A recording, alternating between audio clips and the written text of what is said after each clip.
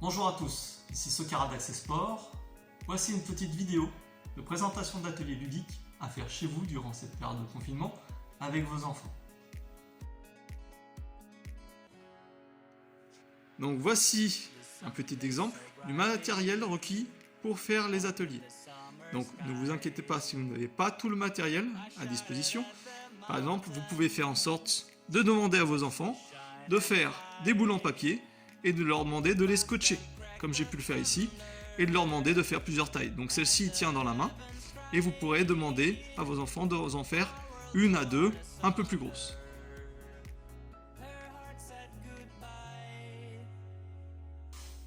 Donc le premier jeu, très simple, est celui des déménageurs.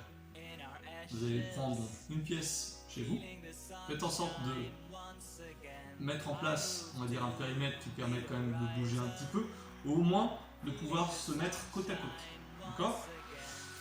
Ok. Et le but du jeu, c'est de prendre un objet et de le passer à son voisin pour que ensuite tous les objets, au bout d'un moment, passent d'un bout de la pièce à l'autre.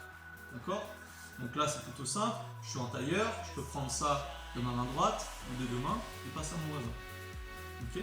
Le but de ce jeu, c'est en fait de décider d'une position un peu spéciale, d'accord ? Ou une façon de donner, de transmettre en fait l'objet de façon rigolote. Par exemple, ici, je peux demander à tous les participants de se mettre à quatre pattes et de faire en sorte de lever les genoux. D'accord ? Parce que en fait, vous demandez un peu d'équilibre. Vous, en tant qu'adulte, vous allez demander à votre corps d'être assez gainé, de faire attention à votre dos. Et pareil pour ce qui est de l'enfant, ça va lui demander en fait une certaine motricité au niveau des bras. Et on peut passer des choses comme ça. Et bien sûr, plus vite on passe sous les objets, et plus vite on va pouvoir se relâcher et changer de position. D'accord ? Donc il y a quelques variantes. Vous n'êtes pas obligé d'être toujours en fait comme je vous l'ai montré à quatre pattes. Vous pouvez aussi le mettre le dos, chacun, etc. Et vous passez l'objet par-dessus la tête, sur le côté, vous voyez, hein, sur le côté, en dessous de l'aisselle, d'accord ? Vous pouvez même aussi vous accroupir, prendre l'objet et le passer entre les jambes, à une main, d'accord ? Tout dépend. Alors, bien sûr, vous pouvez aussi même lancer l'objet à votre partenaire, pour qu'il puisse se rattraper. Tout dépend de la motricité, qu'est-ce que vous voulez tester avec vos enfants et vos partenaires. Une petite variante, si vous êtes assez nombreux, c'est de faire deux équipes. De partager en fait les objets en part égale. Et vous avez deux choix. Soit la règle, c'est la première équipe qui arrive à passer tous les objets de l'autre côté. Soit sinon, c'est chaque objet compte un point. 2 points, ça dépend de l'objet, de la difficulté de la manipulation de l'objet. Et en fait, vous perdez un point si vous faites tomber l'objet. Ce qui fait que même si la première équipe a ramené tous les objets, elle en a fait tomber peut-être 3, vous qui avez pris plus de temps, d'accord, qui est arrivé de deuxième, et que vous avez fait tomber qu'un objet, vous aurez donc le plus de points et vous aurez gagné. Dernière variante, où vous pouvez faire en sorte que votre enfant ou vous-même pouvez jouer tout seul. Je vais vous montrer. Je prends un objet ici, il va falloir donc délimiter une zone et faire en sorte de faire rouler l'objet sur un mur.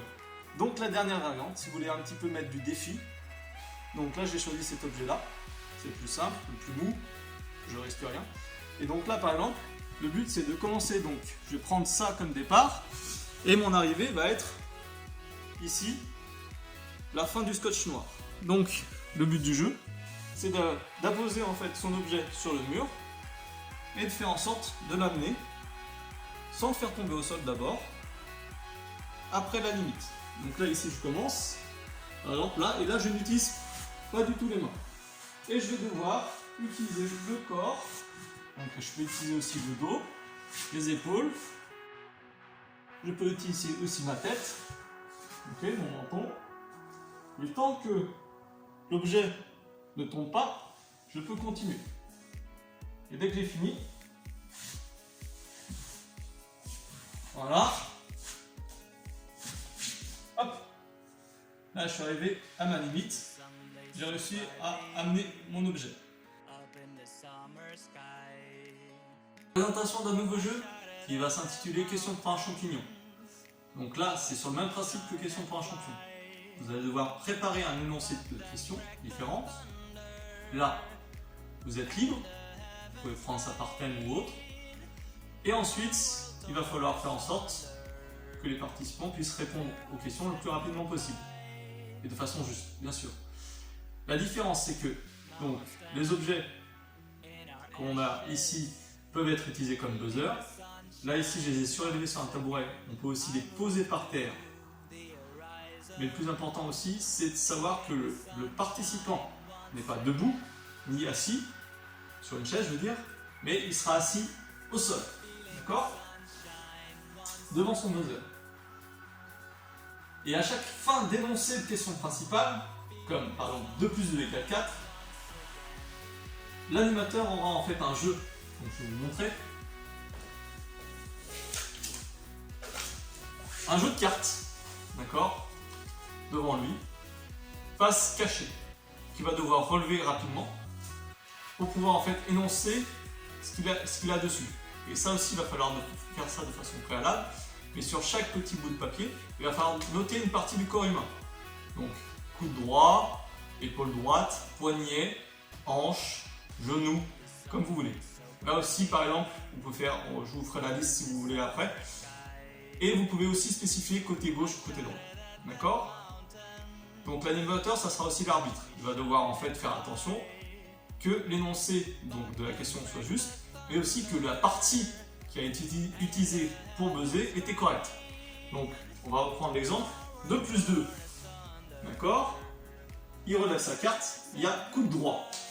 Ah, j'ai utilisé mon coude droit pour pouvoir buzzer. J'ai le droit de répondre à la question, je dis 4, j'ai le point. D'accord ? Simple. Okay. Vous pouvez comprendre maintenant pourquoi il est important que les participants soient au sol.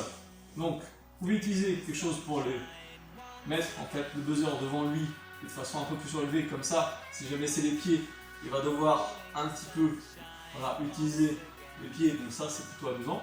Soit sinon vous pouvez le mettre au sol, d'accord, et utiliser les pieds, sauf qu'il va falloir nous mettre une certaine distance, d'accord, et pas l'avoir trop près de soi, sinon c'est trop facile. Et vous ne pourrez pas assez voir, le mouvement ne sera pas assez lisible pour que vous puissiez en fait définir qui c'est qui a touché en premier.